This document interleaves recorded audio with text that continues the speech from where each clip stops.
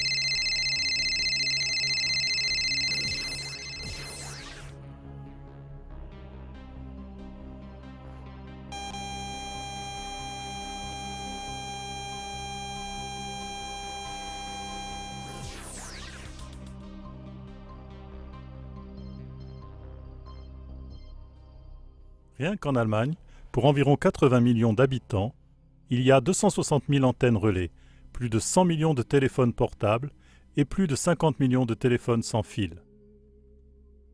Les antennes sont omniprésentes, il n'y a presque plus d'endroits où les ondes pulsées à haute fréquence ne parviennent pas. Au travers de résultats, de recherches et d'observations dans l'environnement, il devient toujours plus clair que les ondes pulsées à haute fréquence entraînent des dommages sur la santé. Nous vous saluons cordialement pour notre documentaire d'aujourd'hui qui a comme thème « Téléphonie mobile, le danger dissimulé ». Dans ce documentaire, nous vous guidons pas à pas dans un exposé de preuves que chaque amateur peut comprendre facilement. Des questions écrites en rouge vous serviront d'orientation. Ainsi, pas à pas, nous faisons la lumière dans la confusion sur les dangers de cette technologie. Selon la 26e ordonnance de la loi fédérale sur la protection contre les émissions, la population doit être protégée face à ces dangers par la mise en place de normes d'émission. Dans un premier temps, nous répondrons à la question « Est-ce que ces normes d'émission présentent une réelle protection ?» Les ondes naturelles, sans la surcharge de la téléphonie mobile, s'élèvent à 0,000001 microwatts au mètre carré. En Allemagne, le seuil d'émission du réseau UMTS a été fixé à 10 millions de microwatts au mètre carré. C'est justement ici que nous devons nous arrêter et poser la question suivante. Est-ce une bonne chose si des personnes augmentent de plusieurs millions de fois le seuil donné par la nature et décident que c'est sans danger? La nature est-elle si stupide ou l'homme si intelligent? Comment cette norme a-t-elle été mise en place et qui l'a fixée? Nous sommes ici à Munich, devant le bâtiment de l'ICNIRP, ce qui veut dire International Commission on Non-Ionizing Radiation Protection. En français, Commission internationale pour la protection contre les ondes non ionisantes. Cette association privée propose les normes des ondes pour le monde entier. Qui est cette association si éloquente? Les membres de cette organisation ne sont pas nommés ou désignés par le gouvernement, mais ils nomment eux-mêmes leurs membres. Dans la plupart des cas, ce sont des personnes qui occupent une place importante dans l'économie. Ici, je cite le professeur Bernhard, président de l'ICNIRP. Si l'on réduit les normes, alors on détruit toute l'économie. La position de l'Allemagne sera en danger. Mais comment des experts neutres jugent-ils les directives de l'ICNIRP? Professeur Dr Neil Cherry, un expert reconnu, mandaté par le gouvernement de la Nouvelle-Zélande, analyse les directives de l'ICNIRP. Il arrive à la conclusion que leurs directives sont sérieusement incorrectes, un modèle de parti pris et de déformation intentionnelle. Malgré les grandes réserves émises par d'éminents scientifiques, le gouvernement allemand et l'OMS ont repris les propositions de cette organisation proche du milieu des affaires. La mise en place des normes pour le monde entier se reporte à cette organisation proche des milieux industriels. Là, nous arrivons à la racine. Quels peuvent bien être les intérêts représentés par cette organisation privée? Les membres de cette association privée étaient-ils uniquement préoccupés par le bien-être de la santé de l'humanité? Que signifie cette norme? Sur quelle base repose-t-elle? Citons le professeur Bernhardt. En ce qui concerne les ondes, nous avons seulement compris les effets thermiques et à ce jour, c'est sur cette base qu'on détermine les normes d'émission. Il existe des études sur les effets favorisant le cancer et les dérangements cellulaires. Nous analysons ces déclarations du professeur Bernhardt au moyen d'une représentation graphique. En d'autres mots, il dit « Nous avons sans doute compris la physique, qu'il qualifie de chaleur, mais nous n'avons pas encore tout compris de la biologie et de la chimie. C'est pourquoi nous devons prendre en compte la biologie et la chimie. » Une petite bande dessinée illustre parfaitement le comportement de ce groupe.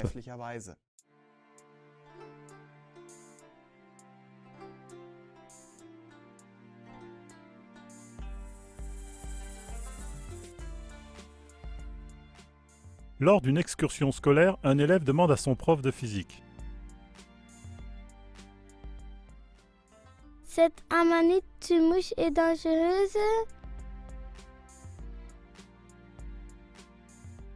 Est-ce dangereux si je te lance une pierre à la tête à une distance d'1 mètre?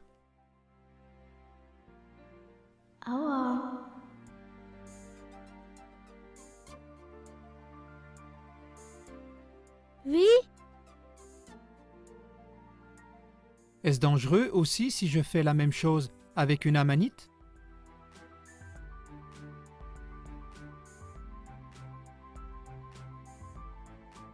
Non. Non. L'élève s'est calmé car selon la loi de la physique, la manite du mouche n'est pas dangereuse. Le prof de physique ne peut pas expliquer pourquoi l'élève devient malade après avoir consommé une amanite tumouche. Quoi? Impossible! Le fondement des normes d'émission repose sur l'hypothèse selon laquelle il n'existe d'effet de rayonnement magnétique causé par la téléphonie mobile que sur la base des effets de la chaleur. Cela veut dire seulement dans des procédés physiques, le seuil d'émission se rapporte à un corps sans vie et ne considère en aucune façon les effets biologiques dans notre corps vivant. Tous les effets qui ne se basent pas sur la chaleur sont contestés avec véhémence. Sinon, chaque base scientifique serait privée des normes d'émission légales. Voici maintenant une définition du seuil d'émission. Le seuil d'émission valable s'oriente vers la force de la radiation qui chauffe un corps sans vie à 1 degré en l'espace de 30 minutes. Les effets de longue durée, au-delà de 30 minutes, ne sont pas pris en compte.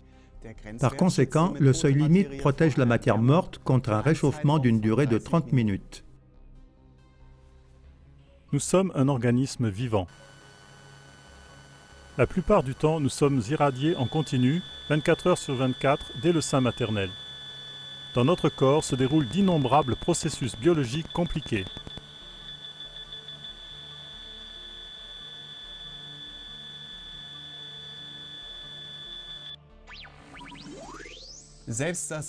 Même le groupe ICN-IRP doit reconnaître dans ses lignes directrices que le seuil d'émission ne protège que des effets sanitaires dus au réchauffement tissulaire immédiat et à court terme. Cependant, tous les spécialistes sont d'accord avec le fait que, par exemple, le Wi-Fi n'entraîne pas de risque d'échauffement. Les normes d'émission protègent contre quelque chose qui ne représente finalement aucun danger et sont donc une sournoise tromperie pour la population. En instituant les normes d'émission, les effets biologiques non thermiques n'ont pas été pris en compte. Par exemple, les effets causés sur les nerfs et sur les hormones ont été complètement ignorés. Si quelqu'un avait mesuré la hauteur du rayonnement radioactif avec le thermomètre et non avec le compteur Geiger, et si à cause de cette mesure thermique, la radioactivité était classée parmi les choses non dangereuses, on l'aurait déclaré fou. Pourtant, on nous vend ceci comme étant la science. Chers téléspectateurs, nous avons montré que les seuils d'émission valables sont irresponsables. La direction scientifique du Parlement européen STOA l'a aussi confirmé. L'inquiétude du public n'est pas sans fondement. Les lieux d'exposition de longue durée ne devraient pas dépasser 100 microwatts par mètre carré. Nos scientifiques et nos experts se sont-ils trompés de dizaines de puissances en établissant le seuil d'émission en Allemagne? Car un accident majeur de la téléphonie mobile nous attend. Les contre-voix des scientifiques renommés confirment cette crainte. Le professeur Volger de l'École supérieure d'ingénieurs d'Aix-la-Chapelle avait déjà dit en 2001 « L'affirmation d'un effet protecteur, le seuil d'émission, doit être considérée comme une fausse information scientifique. Ceci correspond légalement à toutes les caractéristiques de la fraude et inclut les grosses atteintes de négligence, les atteintes intentionnelles et les coups et blessures. » Dans la deuxième étape de notre documentaire, nous voudrions maintenant savoir s'il existe des effets biologiques causés par le rayonnement magnétique de la téléphonie mobile. Déjà en 1992, la Commission de la protection contre le rayonnement a écrit dans le journal Bundesanzeiger numéro 43 au sujet des effets spéciaux non basés sur le réchauffement. Les effets sur les membranes ont été confirmés à plusieurs reprises. Ainsi, leur existence est considérée aujourd'hui comme certaine. Pourquoi ces effets ont-ils donc été ignorés pour définir les normes d'émission? Maintenant, nous allons examiner de très près certaines études scientifiques indépendantes pour prouver la présence des effets biologiques importants du point de vue de la santé. Nous commençons par l'étude Salford. Dans cette étude d'un scientifique suédois, 3 groupes de 8 rats ont été irradiés seulement pendant 2 heures d'affilée au moyen de portables au cours de plus de 1000 expériences avec des différences de rendement. À travers cette radiation, la barrière hémato-encéphalique qui empêche que le poison toxique puisse atteindre notre cerveau s'est ouverte. Les dommages qui en résultent sont irréversibles. La certitude de la preuve est estimée à 99,8%. Nous arrivons à un autre examen qui prouve que la radiation par micro-ondes électromagnétiques causée par la téléphonie mobile provoque un effet biologique dans notre corps. Il s'agit de notre sang. L'effet appelé rouleau de pièces de monnaie démontre comment nos globules rouges réagissent à la radiation. Bonjour, je m'appelle Herbert Jung. Je suis praticien de médecine parallèle et homéopathe depuis environ 20 ans. Dans mon travail, j'ai constaté qu'il y a de plus en plus d'obstacles à la guérison qui sont causés par la téléphonie mobile. Il existe aussi beaucoup de maladies qui sont causées par la téléphonie mobile, par exemple l'attaque d'apoplexie ou l'hyperactivité chez les enfants ou différents signes cliniques ou l'hypertension. C'est pourquoi je me suis aussi préoccupé de la microscopie sur fond noir, parce que selon mon point de vue, c'est la seule méthode avec laquelle on constate par image la gravité de la manière dont la téléphonie mobile agit. Je prends maintenant une goutte de sang d'un sujet d'expérience qui n'a pas été ou qui n'est pas exposé à la charge de la téléphonie mobile et vous verrez par la suite comment cela agit.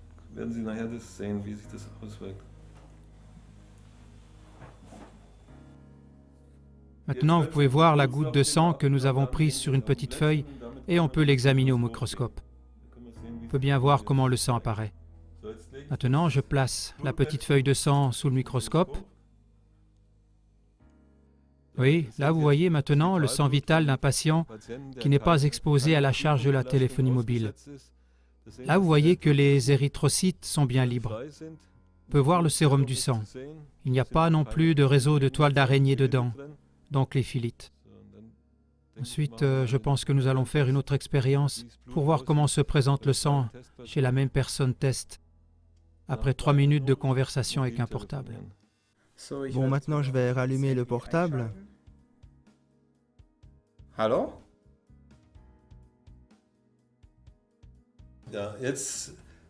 Maintenant que la personne test a téléphoné 3 minutes avec le portable, nous voulons voir ce que cela a produit. Faisons maintenant une prise de sang pour pouvoir l'analyser. Bon, nous avons maintenant le sang au bout de 3 minutes d'appel avec le portable. Regardons maintenant ce que cela donne.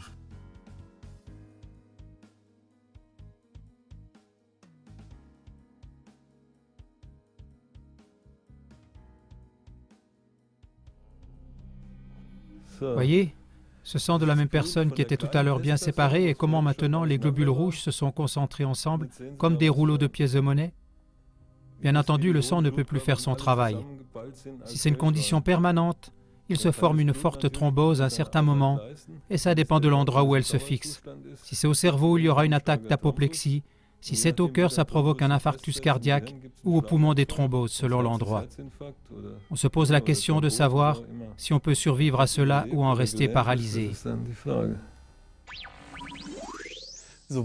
L'étude Salvoord ainsi que les prises de vue au microscope à fond sombre prouvent qu'il existe des effets qui ne se basent pas sur la chaleur et qui ont une influence négative sur notre santé. Il n'y a pas d'études à l'échelle mondiale qui attestent les effets des rayonnements des mâts émetteurs sur la santé de la population. Il n'existe que l'initiative privée des médecins de Naila, l'étude Naila. Nous nous trouvons ici à Naila, à Oberfranken. Ici, des médecins locaux ont étudié de nouvelles maladies dues au cancer dans une étude de plus de 10 ans. Ce faisant, ils ont analysé si les personnes habitant dans un rayon de 400 mètres autour des émetteurs étaient plus souvent malades que celles habitant dans un rayon qui va de 400 à 800 mètres. Le résultat peut être résumé ainsi. Après 5 ans, il n'y avait pas de grande différence de maladie entre ces deux groupes. Mais entre la 6e et la 10e année de l'étude, les médecins ont constaté une augmentation de 300% du taux de cancer. En plus, ce sont les personnes de plus en plus jeunes qui sont devenues malades du cancer. Ainsi, l'étude démontre de façon impressionnante que les cancers dus aux ondes électromagnétiques n'apparaissent pas tout de suite, mais de façon décalée dans le temps. Les résultats des médecins de Naila ont été confirmés par une étude menée à Belo Horizonte au Brésil, auprès d'une population d'environ 2 millions de personnes. On pourrait encore citer beaucoup d'autres études. Un groupe de travail international de scientifiques, de chercheurs et de spécialistes en politique de la santé publique a donné, après le dépouillement de plus de 2000 études, le résultat suivant. Les normes d'émission existantes n'offrent pas de protection pour la santé publique. Il est conseillé d'instaurer des nouvelles normes qui se fondent sur une base biologique. Nous récapitulons. Les études citées prouvent l'existence d'effets biologiques qui ne sont pas causés par influence de la chaleur du champ électromagnétique, mais par son effet athermique. Ainsi, nous arrivons au troisième volet de notre documentation et nous posons logiquement la question suivante. Est-ce que ces effets biologiques athermiques prouvés ont des conséquences négatives sur notre vie? Le géobiologiste Maes rapporte « Les plaintes se font plus fortes, car les symptômes physiques et psychiques, comme par exemple maux de tête, vertiges, fatigue chronique, acouphènes, problèmes hormonaux, nerveux, cardiaques et de sommeil, difficultés de concentration, troubles déficitaires de l'attention, troubles d'hyperactivité, TDAH, agacement, allergie, angoisse, troubles de la vue et indisposition générale apparaissent juste après qu'on ait installé de nouvelles antennes émettrices dans les parages ou après que des téléphones sans fil ont fait leur apparition. Malheureusement, les données statistiques qui ont été publiées par Rosta et par l'UNICEF en 2009 et 2010 ont démontré que depuis les années 2000, il y a un accroissement continu de maladies infantiles qui sont à attribuer selon toute vraisemblance à l'utilisation du portable. Au sujet des faits alarmants de cette enquête, l'accroissement des maladies est particulièrement préoccupant parmi les jeunes gens de 15 à 19 ans en comparaison à l'année 2000. Les troubles du système nerveux central ont doublé. Les maladies du sang et les troubles du système immunitaire ont augmenté de plus de 80%. Les troubles neurologiques de plus de la moitié, plus 58%.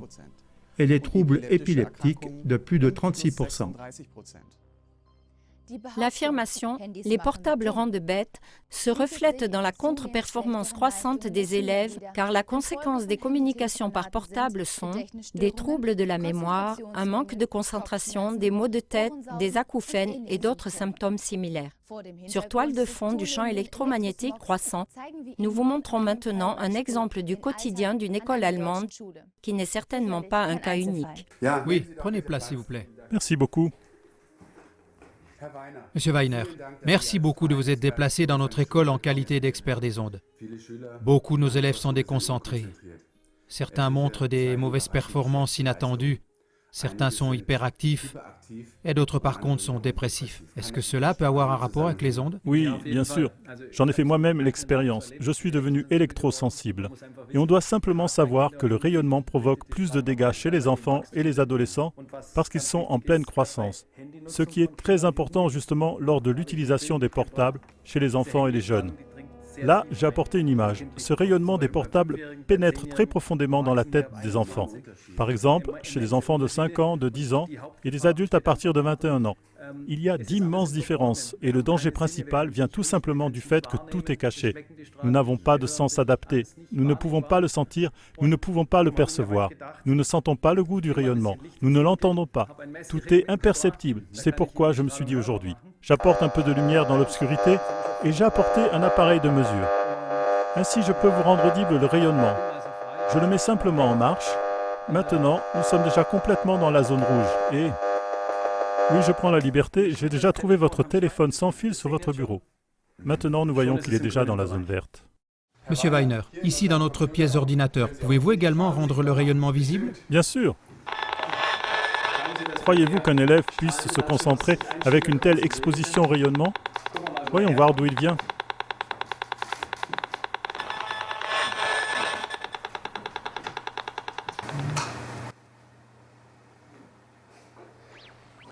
Monsieur Weiner, nous nous trouvons maintenant à l'étage supérieur. Qu'en est-il ici avec le rayonnement?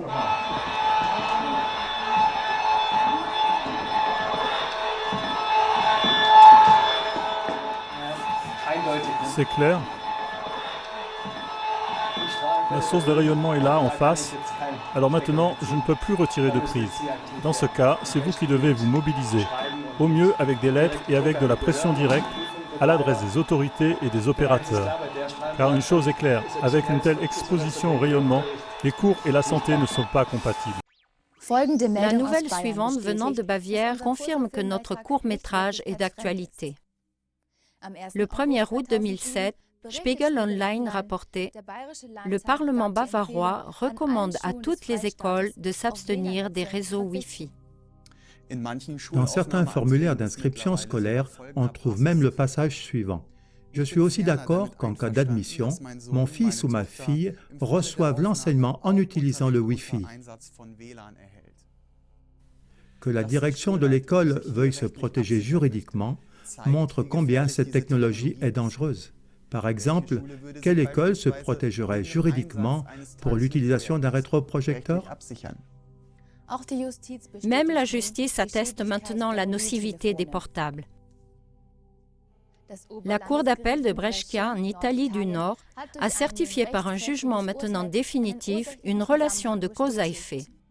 La tumeur cérébrale d'un employé est à attribuer à l'utilisation prolongée du portable et du téléphone sans fil pour des raisons professionnelles. Le jugement est aussi novateur parce que les juges ont exclu des expertises financées par l'industrie, considérées comme étant non crédibles, et ils ne se sont appuyés que sur des expertises indépendantes.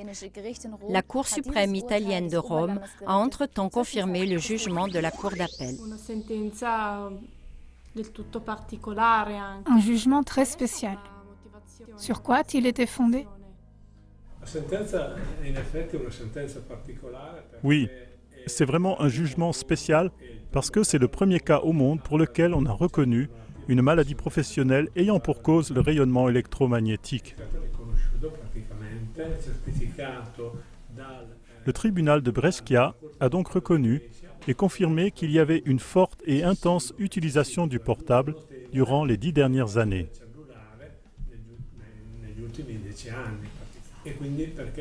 Et ce, parce que j'ai utilisé le portable et le téléphone sans fil pendant 5 à 6 heures par jour pour de longs entretiens. Et je me souviens que souvent, après ces communications téléphoniques, j'avais une oreille rouge et moite. À vrai dire, toute la moitié gauche de mon visage.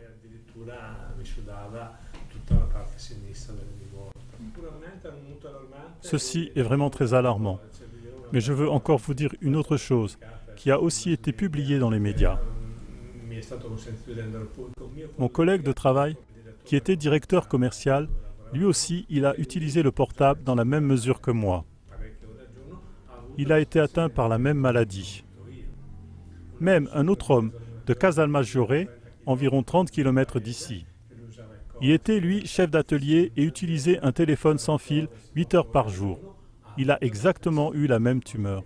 Ce sont des faits.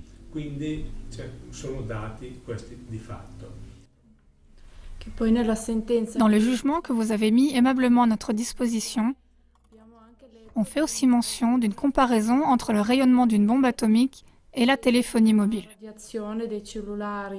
Qu'est-ce que vous pouvez en dire? Oui, sur ce point, le jugement se réfère à une comparaison du CTU qui a été constituée par le médecin mandaté par la Cour d'appel de Brescia. Cette comparaison dit que la téléphonie mobile produit plus de dommages que par exemple la bombe atomique d'Hiroshima. Mais la différence, c'est que la bombe atomique exerce un effet temporel. Par contre, toute l'humanité est exposée au rayonnement de la téléphonie mobile chaque jour durant 24 heures, et cela 365 jours par an. De même, des experts, des scientifiques et des médecins confirment les pires craintes. Un employé de chez Motorola, Robert Sekane, qui a travaillé dans l'industrie des télécommunications pendant plus de 30 ans, en vient au résultat suivant dans son livre « Téléphone cellulaire, la roulette russe ». Pour l'utilisateur, une communication téléphonique de 2 minutes se répercute pendant une semaine dans les circuits cérébraux modifiés. L'utilisateur du portable remarque l'altération de son tissu cérébral seulement lorsque son cuir chevelu, qui absorbe très peu d'énergie, est chaud au toucher. Du fait que le tissu cérébral sous-jacent n'a pas la capacité d'interpréter l'augmentation de la température, le dommage du tissu peut être massif et irréversible à ce moment-là. Louis Morgan, ingénieur en électricité et directeur de la Société américaine de lutte contre les tumeurs cérébrales, a dit en 2009 dans une interview avec le magazine Saldo, des centaines de milliers d'utilisateurs de téléphones portables vont être atteints de tumeurs cérébrales. Les téléphones portables devraient être interdits jusqu'à 18 ans.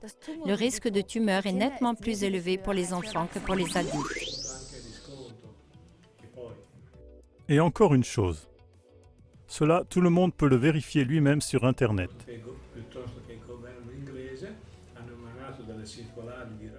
Les gouvernements français et anglais ont adressé des lettres de recommandation aux familles et aux médecins, où ils écrivent que les enfants jusqu'à 14 ans ne doivent pas utiliser de téléphone portable.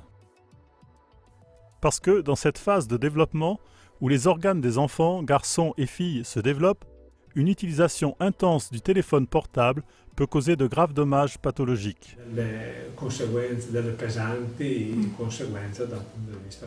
Ces recommandations devraient effectivement être édictées par toutes les instances compétentes.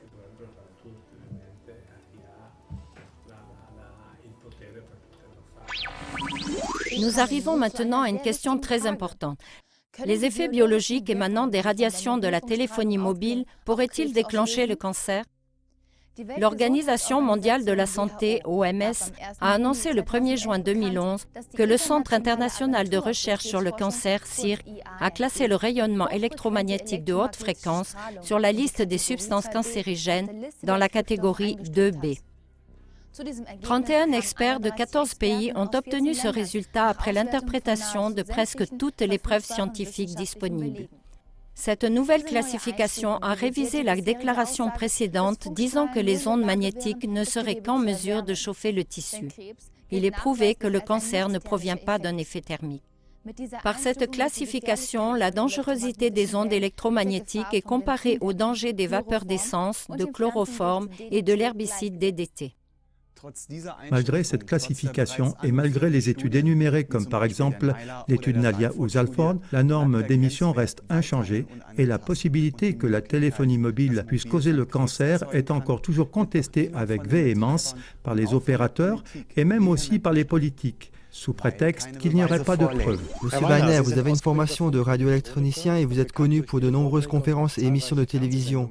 Pouvez-vous confirmer qu'il existe un risque de cancer très élevé à proximité d'une antenne?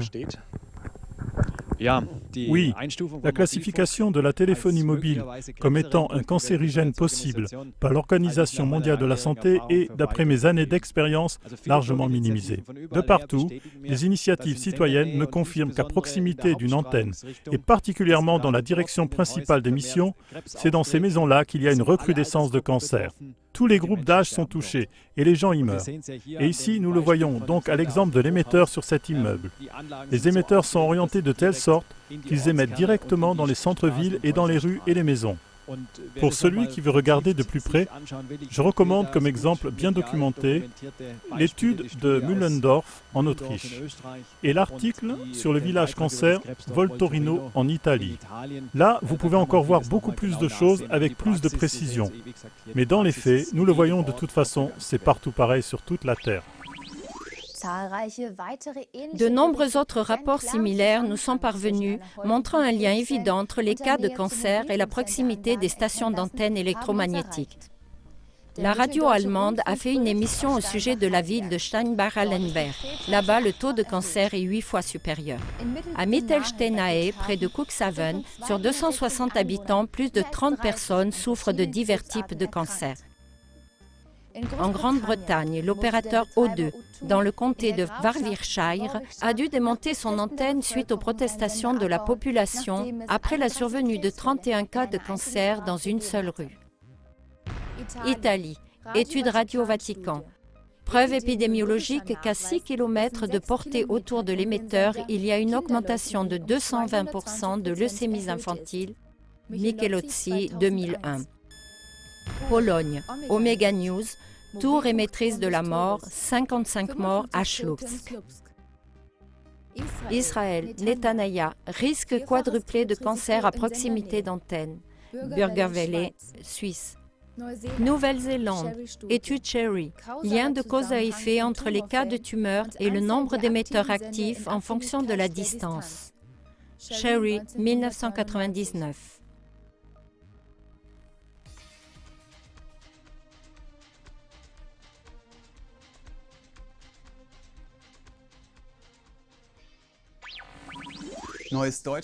Le journal Neues Deutschland rapporte le 19 février 2002, lors d'un rassemblement de protestation à Cobourg en 2002, le physicien nucléaire et président national adjoint de EDP, professeur Klaus Buchner, dit « Les atteintes à la santé, comme les dommages causés aux cellules du cerveau et au patrimoine génétique, ainsi que les modifications de la formule sanguine déclenchées par le système de communication mobile sont bien documentées.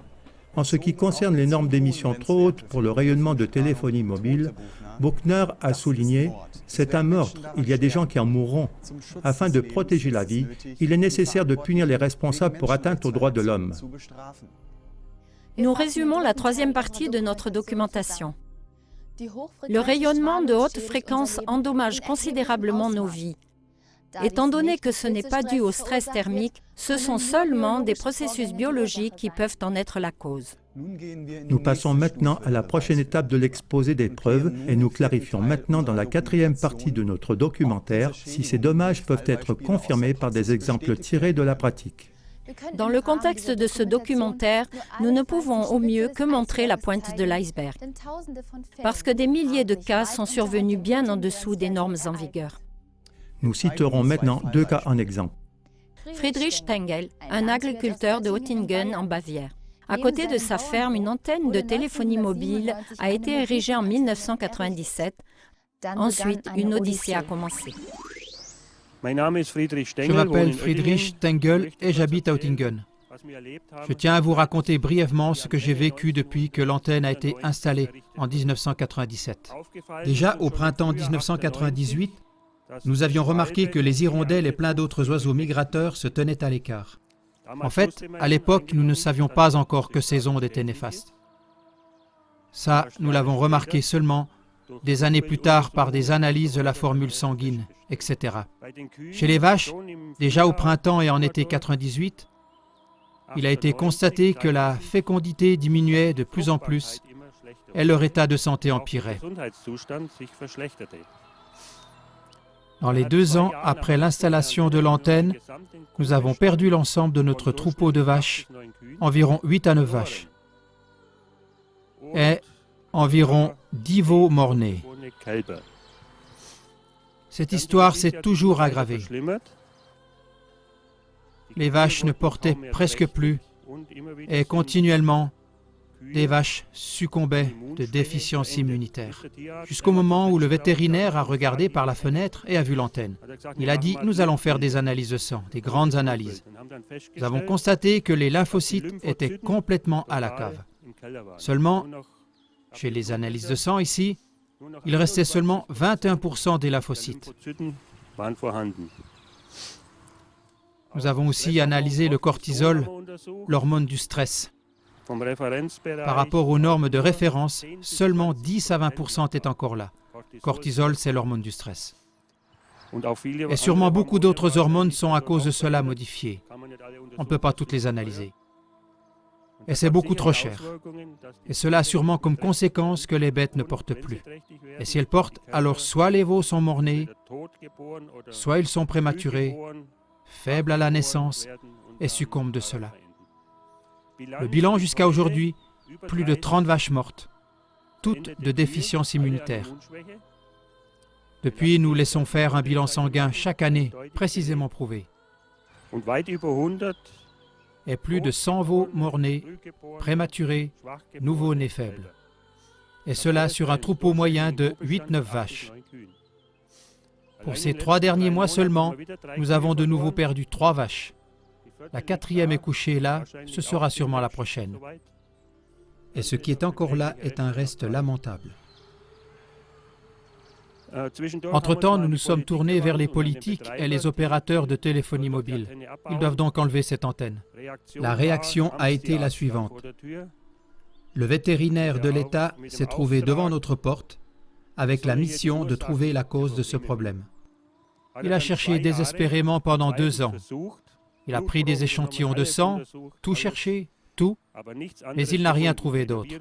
D'autres maladies virales et d'autres choses encore, analyse du sol, analyse de l'air, tout cherché intensivement pendant 2 ans. Après 2 années, il est parti, il a dit « Oui, ça ne peut être que ça, l'exposition aux ondes. Les analyses de sang sont sans équivoque. Il va s'en occuper, l'antenne doit disparaître. » Ça, c'était il y a environ 7 ans. Nous n'avons plus rien entendu depuis de cet homme. Il s'est fait mettre une muselière et il ne dit plus rien à ce sujet. Il a fait 2 ans de recherche sur demande du ministère de l'Environnement de Bavière. Durant la 3e année, j'ai appelé au ministère de l'Environnement à Munich, au temps de Stoiber et Schnapphoff. Oui, qu'est-ce qui se passe maintenant? Quand l'antenne va-t-elle être enlevée? Les résultats des recherches sont pourtant sans équivoque. Oui, alors la dame au téléphone, la vétérinaire du ministère de l'Environnement, est devenue grossière. Oui, qu'est-ce que je veux encore? C'est toujours la même chose. C'est toujours la même chose qui revient. Qu'est-ce que je veux encore? Alors j'ai dit oui, évidemment, tant que l'antenne est là, c'est toujours la même chose. Alors elle est devenue encore plus grossière et a dit « Oui, à l'avenir, économisez vos timbres, vos coups de téléphone. Pour nous, vous êtes morts. » On doit vraiment entendre ça, mot pour mot. Et depuis, c'est le silence radio. L'antenne est toujours là, les problèmes sont toujours là et empirent maintenant. Depuis le passage en LTE, il est à observer que les animaux deviennent agressifs, parfois agressifs. Et de nouveau, l'infertilité a augmenté massivement et comme je l'ai déjà dit, l'état de santé continue à se détériorer toujours plus. LTE donne le coup de grâce à la chose. Une autre personne concernée, c'est Ulrich Weiner. Il est fortement électrosensible et ne peut vivre que dans la forêt en zone blanche. Nous lui avons rendu visite. Déjà enfant, je m'intéressais à cette technique radio. À l'âge de 18 ans, j'ai créé une entreprise de technique radio. J'ai moi-même utilisé intensément cette technique, je n'avais jamais rien remarqué. Et puis ça a commencé avec des troubles de la concentration, avec des maux de tête après chaque communication par portable. Et bien sûr, dans un premier temps, j'ai toujours pensé « Bah ouais, tu as du mal dormir ou tu as trop de stress ». Mais je ne l'ai jamais mis sur le compte des ondes radio. Ensuite, cela a empiré. Des troubles de la vue, des troubles du langage, des troubles du rythme cardiaque, jusqu'à la défaillance du système nerveux central. Et puis, après le premier effondrement en 2002, j'ai vraiment dû en tirer des conséquences. Et je suis sorti pour venir ici, dans les dernières zones blanches d'Allemagne, ici au milieu des forêts, et depuis je vis ici, hors de tout réseau de téléphonie mobile. Je vais vous raconter quelques cas de mon cabinet, pour lesquels la téléphonie mobile était en cause. Souvent, il n'est pas facile de trouver le lien. J'ai eu par exemple un enfant, il avait 5 ans. À l'école maternelle, il passait pour être hyperactif pour eux. Il était insupportable. De plus, il faisait des crises d'épilepsie Alors ils ont consulté la clinique universitaire à Würzburg et ils ont prescrit à l'enfant du Ritalin et des antiépileptiques, donc des médicaments contre l'épilepsie. Mais les parents n'étaient pas d'accord et ils sont venus chez moi. À ce moment-là, je lui ai fait une prise de sang et j'ai vu que le sang était complètement grumeleux. Bien que l'enfant n'ait pas téléphoné lui-même, les parents avaient 2 téléphones sans fil à la maison et cela en était la cause. Je les ai mis au pied du mur, soit l'enfant, soit le téléphone sans fil. Dieu merci, ils ont choisi l'enfant. Ils les ont enlevés et ont installé un téléphone filaire normal. Peu de temps après, il allait beaucoup mieux. Depuis, l'enfant est scolarisé, il est premier de la classe et on lui fait des compliments pour son comportement social.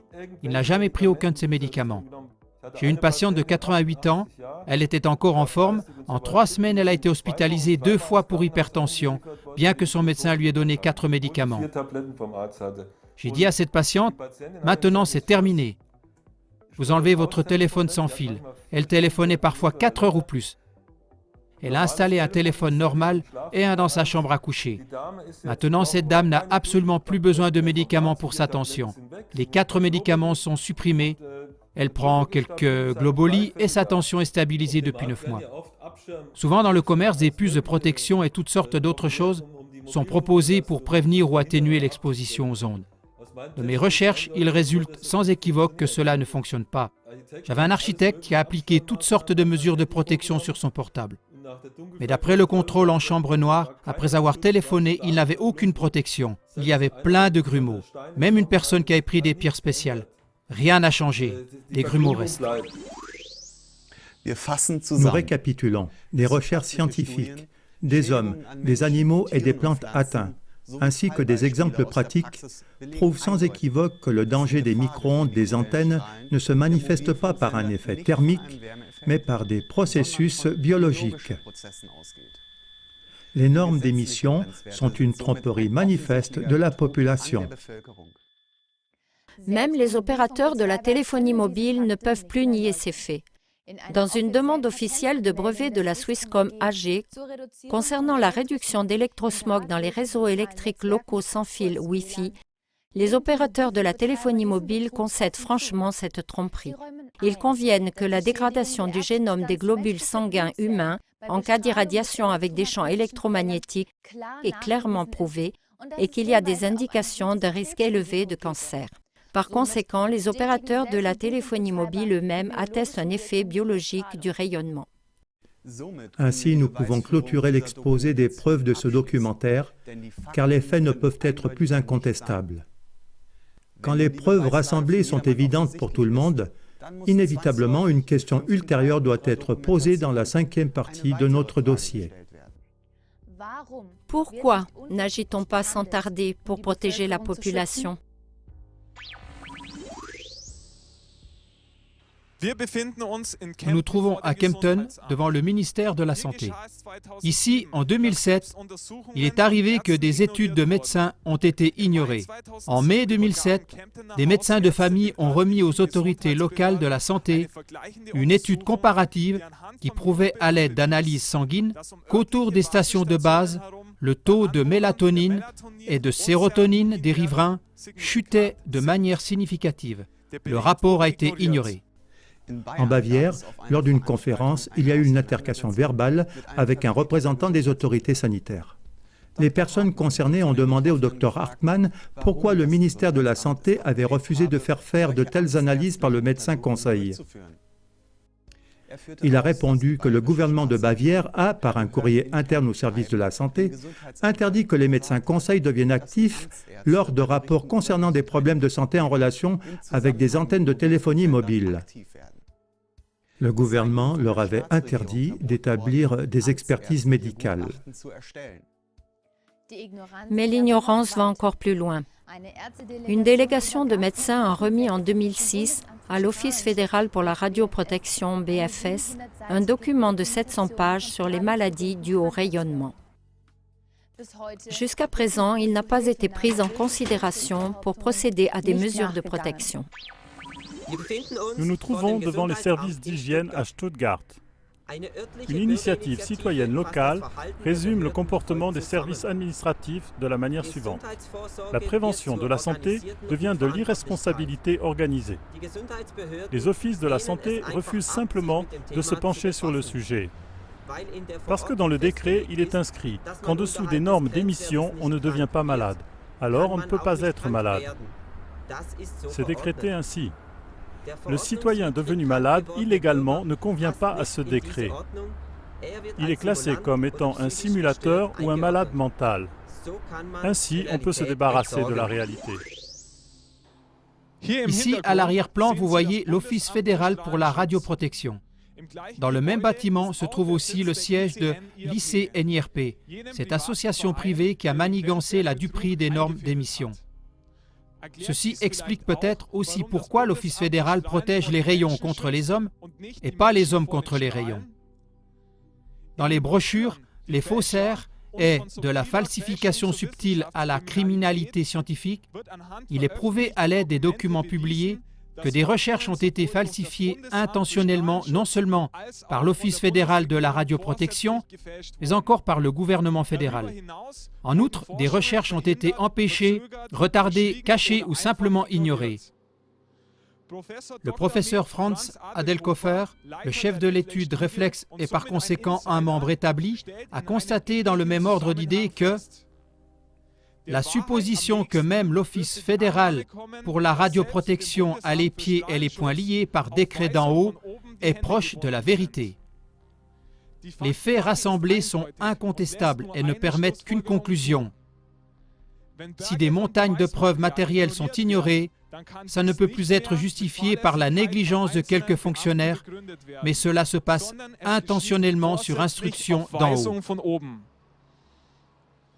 Ici, par conséquent, la santé de nations entières est délibérément sacrifiée. Avec raison, les auteurs des écrits cités plus haut parlent de criminalité, car le comportement des instances officielles et des politiciens, documenté ici, est hautement criminel. Ainsi, notre documentation est devenue un cas exemplaire pour la justice. C'est pourquoi nous devons poser la question suivante dans la 6e partie. Dans quelles mains criminelles le gouvernement est-il tombé? Dans cette partie, nous voulons examiner plus exactement sous toutes les coutures l'influence que les associations de lobby exercent. Nous commençons par l'influence sur la politique.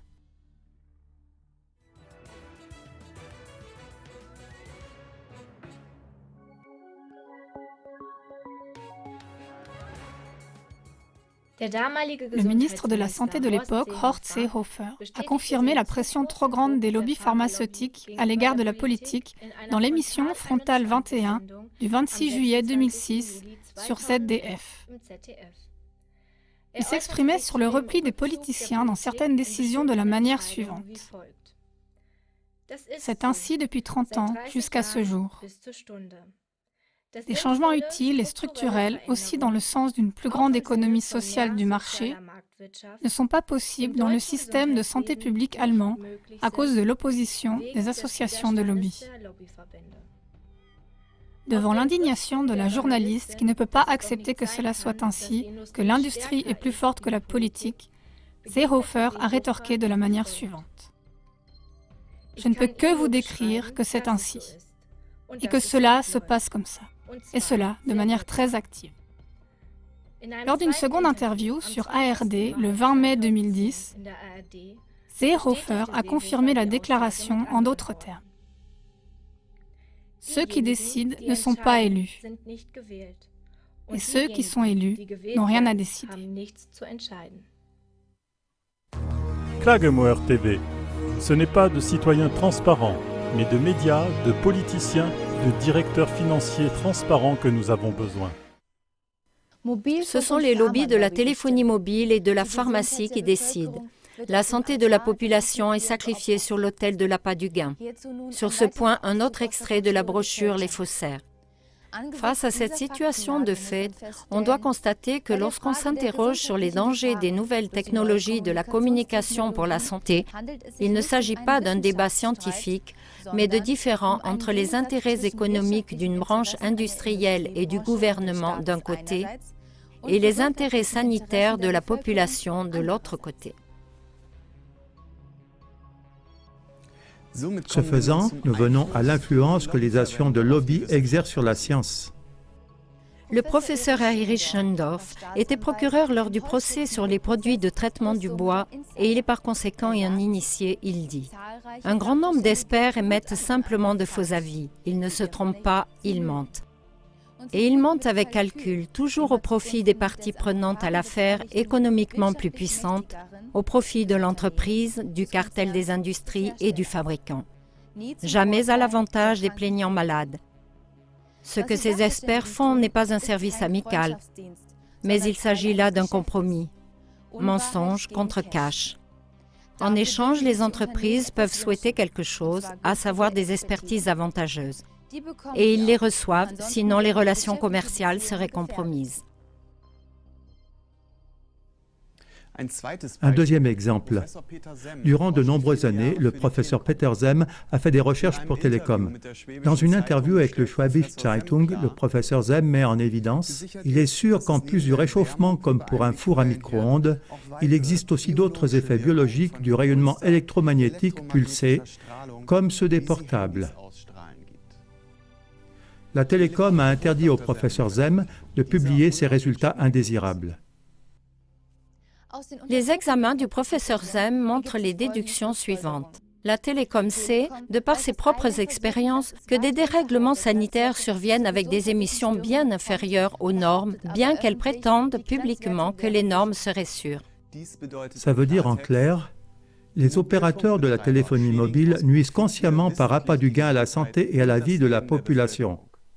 Ce sont des dommages corporels intentionnels et ainsi de la criminalité à haute échelle.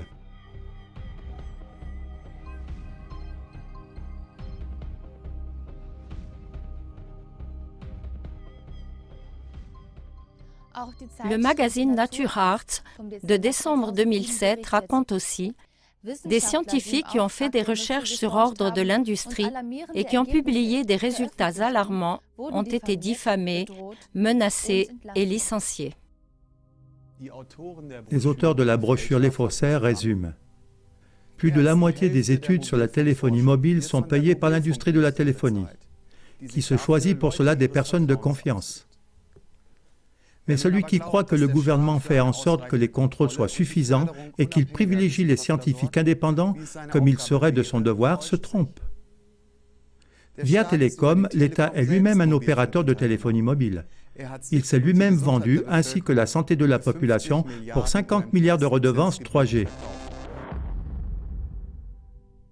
Il a débureaucratisé les droits de construction, assoupli les contrôles de sécurité et mis au pas ses administrés. La voie est libre pour l'implantation sauvage d'antennes. On en vient à l'influence que les cartels de lobby exercent sur les médias. La plupart des grands journaux scientifiques et les grands médias ne publient presque que des rapports rassurants. Mark Lutz, un étudiant en spot publicitaire, a voulu donner la preuve par l'exemple et a écrit un exposé pour un documentaire sur les dommages causés par les ondes électromagnétiques et a proposé son histoire à des chaînes de TV dominantes et à des magazines connus. Voici la réaction d'une chaîne de TV connue. Vous voulez nous proposer un film sur les dommages causés par la téléphonie mobile? C'est un sujet super, mais avez-vous aussi réfléchi qui sponsorise nos spots de publicité? Une censure a lieu dans les médias. Des informations vitales sont sciemment cachées à la population par appât du gain. Ça aussi, c'est un comportement criminel. Après avoir constaté que les lobbies contrôlent aussi bien la science que les médias et même la politique, nous allons au 7e volet et nous posons la question suivante. Y aurait-il encore des arrière-plans cachés plus profondément? Qui contrôle ou plutôt qui supervise au juste les lobbies? Savez-vous par exemple que notre réseau moderne de téléphonie mobile est en même temps un gigantesque réseau de surveillance? Pourquoi lors de chaque achat de téléphone portable, le numéro de la carte d'identité doit-il être enregistré? Dans chaque portable, les possibilités de surveillance, y compris la fonction puce, sont mises en fonction dès le début. Par ce moyen, il est possible que chaque utilisateur soit localisé partout et à tout instant. Chaque conversation peut être interceptée et tout mouvement être enregistré. C'est un pas en direction du citoyen transparent. Si la couverture de réseau est totale, ça signifie en effet que chaque utilisateur de portable peut être localisé partout et en tout temps. Bilan. De tout temps, dans l'histoire de l'humanité, l'intention des puissants et des dirigeants était de pouvoir tout surveiller et contrôler. Il n'y a encore jamais eu une possibilité de contrôle aussi parfaite et sans faille que celle d'aujourd'hui. Le livre renommé 1984 de George Orwell n'est plus une fiction, il est la réalité. Chaque utilisateur de portable est automatiquement prisonnier du réseau de surveillance. Pourtant, parallèlement au réseau de surveillance, le réseau de téléphonie mobile peut aussi être détourné comme une arme militaire à des fins de contrôle mental. Ainsi, entre les années 1962 et 1979, l'ambassade américaine à Moscou a été irradiée par des micro-ondes par le gouvernement russe. En raison de cette irradiation par micro-ondes, un tiers des employés de l'ambassade américaine est finalement décédé du cancer. Les Soviétiques connaissaient l'efficacité biologique de ces irradiations par micro-ondes qui étaient bien inférieures aux normes en vigueur. Bien que les Américains aient protesté contre ces irradiations, les Soviétiques ont pu continuer celles-ci avec l'argument que l'irradiation est 10 000 fois inférieure aux normes en vigueur pour la téléphonie mobile. Le scientifique Tim Reifat a fait des recherches sur ces armes à micro-ondes. Il a découvert que les Soviétiques utilisaient à l'époque les fréquences de notre réseau de téléphonie mobile actuel, c'est-à-dire 900 à 1800 MHz. Ce sont exactement les fréquences de notre réseau actuel. La citation suivante vient aussi de lui. C'est une règle des services secrets de cacher quelque chose au grand public. Amener la population à accepter une arme à micro-ondes pour contrôler les consciences et influencer son comportement sous couverture de la téléphonie mobile, c'était un coup de génie. Que les hommes payent encore pour ces appareils de contrôle des consciences afin que leur cerveau et leur conscience puissent être endommagés pour les rendre plus facilement contrôlables et dociles, c'est du génie diabolique. Nous récapitulons. Nous avons montré que les taux d'émission en vigueur pour les ondes électromagnétiques pulsées est une tromperie évidente de la population. Les normes d'émission ne nous protègent pas, elles nous trompent. Les dommages démontrés, causés aux hommes, aux animaux et aux plantes, prouvent que cette technologie est orientée contre la vie et pour cela doit être rejetée jusqu'à ce qu'une alternative inoffensive soit trouvée. L'irradiation forcée de toute la population a été légalisée par la puissance des lobbies et est maintenant tolérée par les autorités. C'est pour cette raison qu'il est nécessaire d'inverser la démonstration des preuves. L'industrie doit prouver l'innocuité de ses produits. Ce n'est plus aux malades de porter le poids des preuves. L'argumentation des opérateurs, selon laquelle les préjudices ne sont pas prouvés, ne peut plus être acceptée. Cette façon d'argumenter n'est finalement que la preuve que les opérateurs ne s'intéressent en aucun cas à la santé de la population, mais qu'ils sont uniquement poussés sans scrupule par des intérêts économiques. Sinon, en cas de soupçon, ils débrancheraient déjà préventivement les antennes jusqu'à la preuve totale de l'innocuité. Que pouvons-nous faire? Klaus Weber, auteur de la brochure « La téléphonie mobile, le danger passé sous silence » a fait quelque chose. Nous l'avons interviewé à ce sujet. Nous passons l'antenne au studio de Heilbronn. Monsieur Weber, qu'est-ce qui vous a motivé à rédiger cette brochure d'information?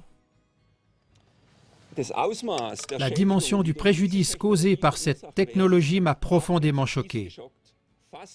Presque tous les habitants sont concernés et la plupart ne sont pas conscients du danger. Alors j'ai simplement dû agir. J'ai réduit mon temps de travail de 50% et j'ai fait des recherches pendant des mois pour pouvoir réaliser cette brochure. Ce crime doit venir à la lumière du public. À votre avis, que pouvons-nous faire contre cette irradiation forcée? Devrions-nous en priorité dévoiler la tromperie des lobbies de la téléphonie mobile par un travail d'information?